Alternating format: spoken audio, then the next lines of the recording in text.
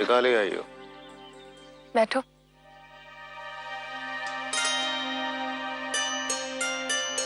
हम सोच रहे थे इतना सब कुछ हो गया अचानक से कि एक बार सोचने का मौका ही नहीं मिला,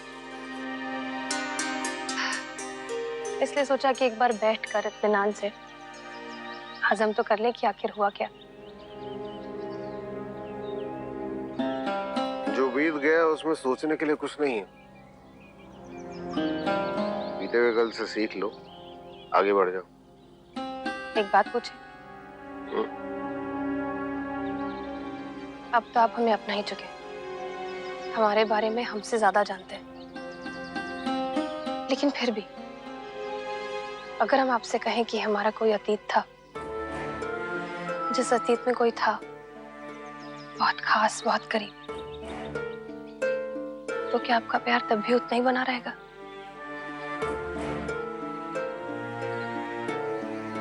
अतीत किसका नहीं होता चुलबुले, सबका होता है अतीत, हमारा भी है। बचपन से सुना था कि प्यार को ऊंचाइयों पर लेकर जाओ, अब जाके उसका मतलब समझ में आ रहा है। प्यार को ऊंचाइयों पर ले जाना इसलिए जरूरी है जहां से ये अतीत, ये माजी जैसे ये जितने भी मुद्दे हैं ना बहुत छोटे लगे, ताकि ये सारे मुद्दे आपकी जिंदगी में जहर ना घोल पाए। नहीं, हम नहीं मानते। हम नहीं मानते कि कोई ऐसा सच्चा प्यार भी होता है जिस पर किसी के अतीत का कोई फर्क ही ना पड़े। हमने तो नहीं देखा, तुमने देखा? हाँ। किसका?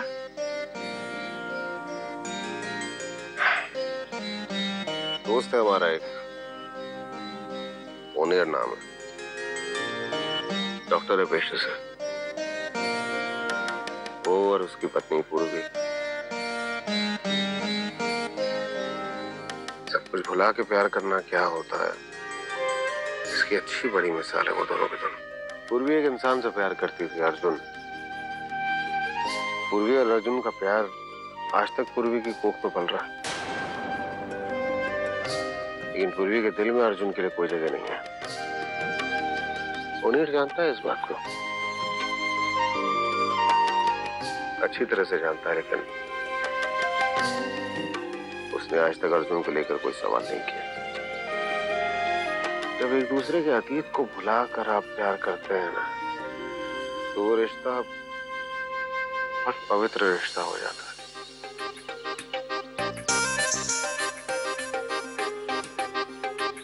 ओनिर और पूर्वी और सारे परिवार वाले अपने इस रिश्ते की खुशी भी मना रहे हैं अभी कुछ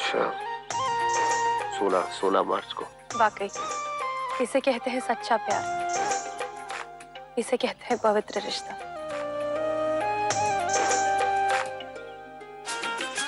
अंगड़ाइयां लेती हूँ मैं जब जोर जोर से, अंगड़ाइयां लेती हूँ मैं जब जोर जोर से, वो आह की आवाज है आती हर ओर से। मैं तो चलूं इस कदर कि मच जाए गदर, होश वाले भी बदहोश आए रे नजर। मेरे फोटो को सीने से यार चिपका ले सैया फेविकॉल से। मेरे फोटो को सीने से यार चिपका ले सैया फेविकॉल से। फेविकॉल से मैं तो कब से, हाय मैं तो कब से हूँ रेडी तैयार, पटा ले सैया मिस कॉल से। मेरे फोटो को सीने से यार चिपका ले सैया फेविकॉल से।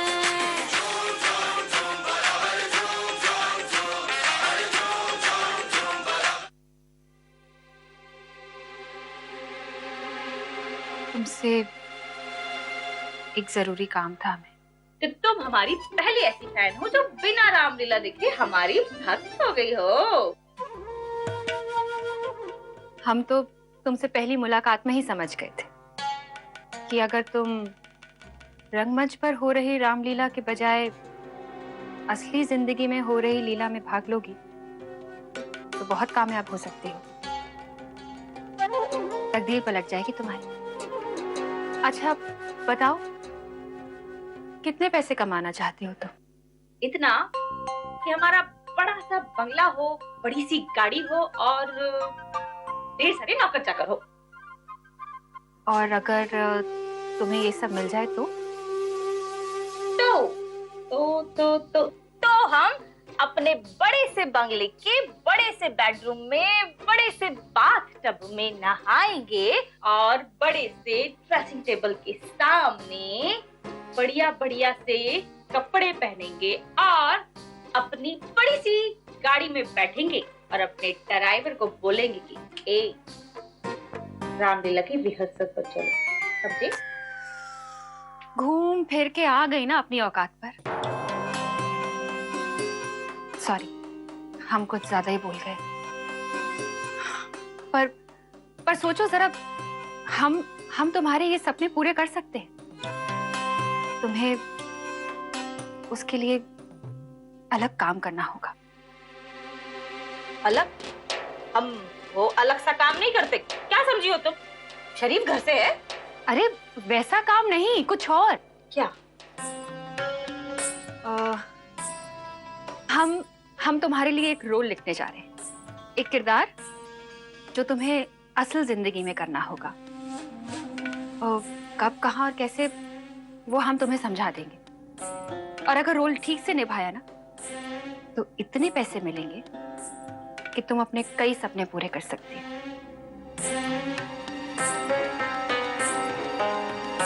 अरे इतना क्या सोच रही हो?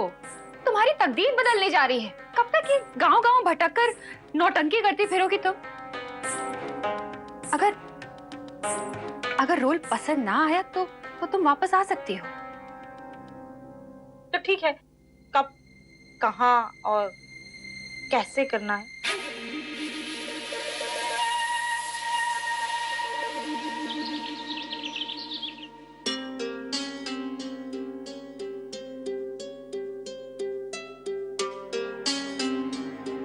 अम्मा गुस्सा जाने दीजिए ना। देखिए चुलबुली की तरफ, कितनी खुश है वो। आपने आज तक ऐसी खुशी यहाँ किसी लड़की के चेहरे पर देखी है? इस सिंदूर ने चुलबुली के माथे पर लगे उस कलंक को धो दिया जो हम सब लेके घूमते हैं। ये खुशियाँ इस गली तक पहुँचती नहीं है अम्मा, जो खुशियाँ चुलबुली के पास पहुँच गई हैं। बस अपनी बेटी की कौन सी खुशियों का ख्याल रखना है और कैसे रखना है, ये माँ अच्छी तरह से जानती है। तुमको समझाने की जरूरत नहीं है कि उसके लिए का अच्छा और का बुरा। ये अच्छाई का रूप धरे जो बुराई उसकी तरफ आ रही है ना, उसको पहले इस माँ की लाश पर से गुजरना होगा। इतारा बाई हमेशा से अपनी बेटी की खुशियों की हिफाजत करते आई है और आगे भी करती रहेगी। कौनो माई के लाड़ में इतनी हिम्मत नहीं कि उसको छू कर दिखा दे। और ये एक चुटकी सिंदूर इस माँ की ममता को पछाड़ नहीं सकता। समझी या नहीं? और तुम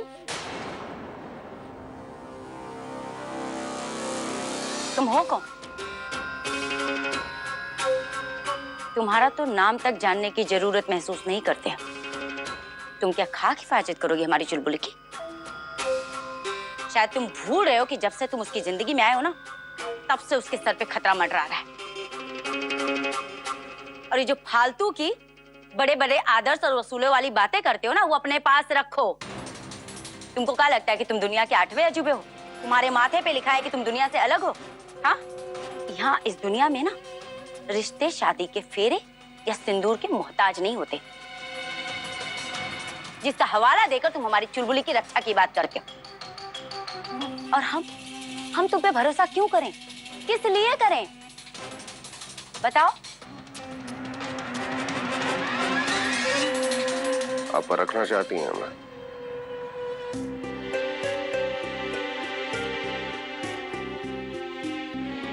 ठीक है, आप जो भी परीक्षा मुनासिब समझे ले लें।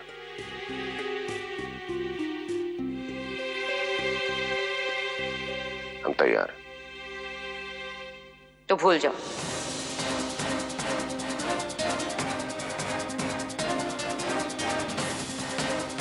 भूल जाओ मंदिर में जो कुछ भी हुआ। भूल जाओ कि तुमने हमारी चुलबुली की मांग में सिंदूर भरा।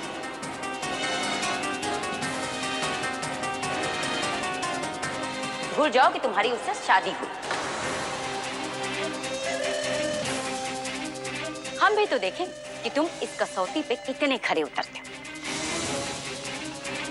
अगर तुम हम पर ये बात साबित कर दिए कि तुम्हारी हमारी चुलबुली के साथ शादी नहीं हुई, तो वो होगा तुम्हारा कामयाबी की तरफ पहला कदम। और तब हम मानेंगे कि तुम्हारे फालतू के आदर्श और वसूल सच्चे हैं या नहीं। अम्मा, ये तुम क्या कह रही हो? तुम मैंने परख रही हो या सजा दे रही हो? इतना सब होने के बाद, इतने सारे लोगों से हमें बचाकर यहाँ सही सलामत लाने के बाद तुम मैंने सजा देने का पाप भी कैसे कर सकती हो? बस चुलबुल, तुम्हारी सारी नादानियां ना खाली तुम्हारी अम्मा बर्दाश्त कर सकती है, पूरी दुनिया नहीं करेगी। समझी कि नहीं? कल तक तुमको ये सारा गुण, सारी खूबियां दिवाकर में नजर आती थी। आज का हो गया अचानक? वो सारी खूबी तुमको इस अजनबी में नजर आने लगे। काहे? हम बताते हैं। कहा है कि तुम्हारे अंदर एक खामी है, और वो ये कि तुमको इंसान को पहचानने का सलीका नहीं आता। इसलिए बेहतर होगा कि हम जो कह रहे हैं वो करो। खाली हमारी बिटिया चुलबुली बन के रहो। बेटा अपने मांग से सिंदूर, और चलो हमारे साथ। अम्मा नहीं, चलो। हम नहीं जाना चाहते। अम्मा हमें हमको गुस्सा मत दिलाओ। चलो चुपचाप। अम्मा हमें नहीं चलना। तुम हमारी बात क्यों नहीं समझ? तुम कह लेना।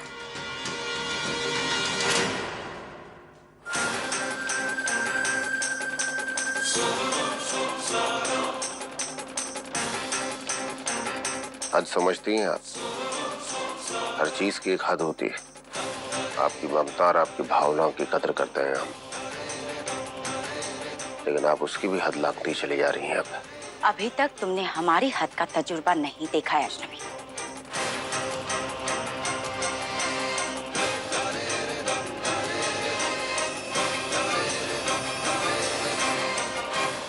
हम अपनी जान दे देंगे। हम कहते हैं अगर चुलबुली कोठे से एक भी कदम बाहर निकाले तो हम अपनी जान दे देंगे। अम्मा, चुलबुली, हम तुम्हारी सौगंध खाकर कहते हैं हम अपनी जान दे देंगे।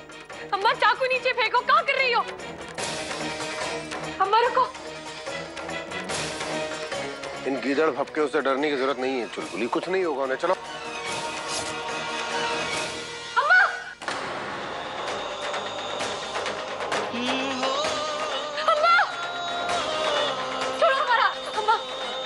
मत करो अम्मा, चाकू फेंक दो।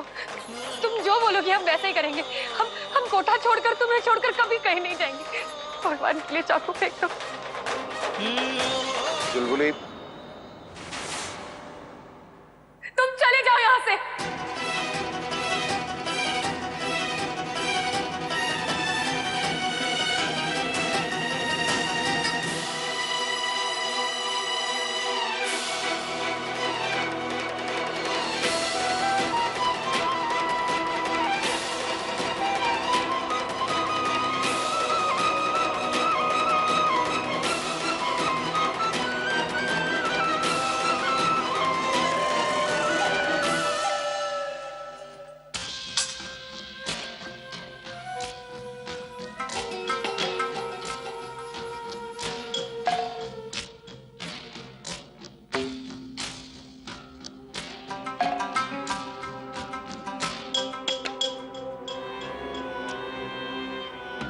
अब बताओ, परख लिया ना तुमने हमारी ममता और अपने चुलबुली को? तुम्हारा सिंदूर तो फीका पड़ गया हमारे आगे।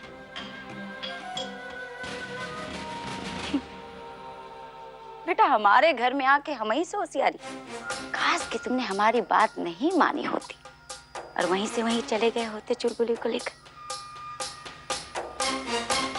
लेकिन यहाँ आकर तुमने जीती हुई बाजी हार ली।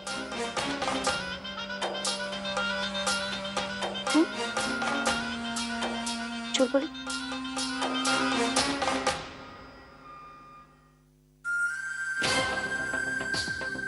हमारी बात खत्म नहीं हुई है अभी तक।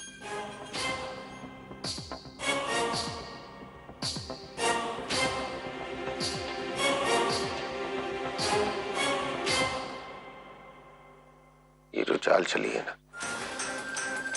इस पर ज्यादा इतराइए मत। तैयारी करिए हमें फिर से रोकने की, क्योंकि चुलबुली को तो इस नर्क में हम रहने देंगे नहीं। वापस आएंगे बहुत जल्द।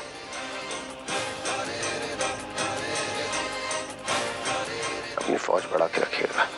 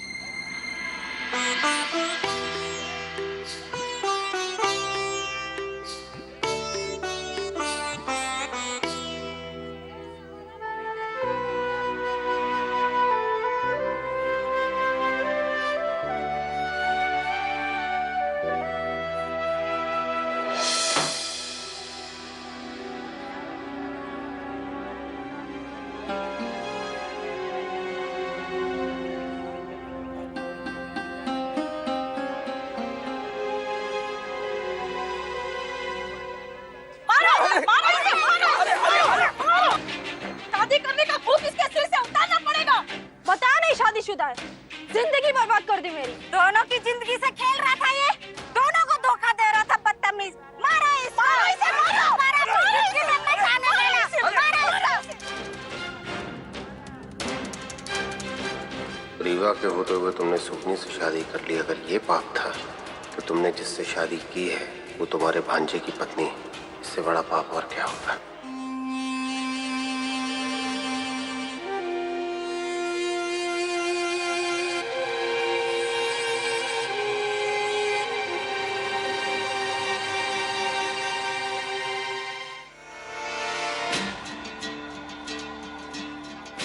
ऐसे क्या देख रहे हैं साहब?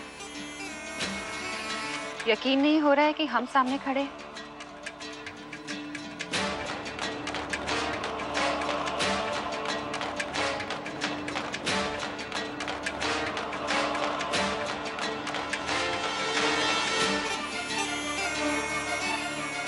तुम यहाँ कैसे? ऊपर वाला शायद हमें कुछ दिखाना चाह रहा था, इसलिए इस शहर में ले आया। आए तो किसी और मकसद से थे हम, लेकिन आपकी और सुगनी की शादी होते हुए देख लिया हमने।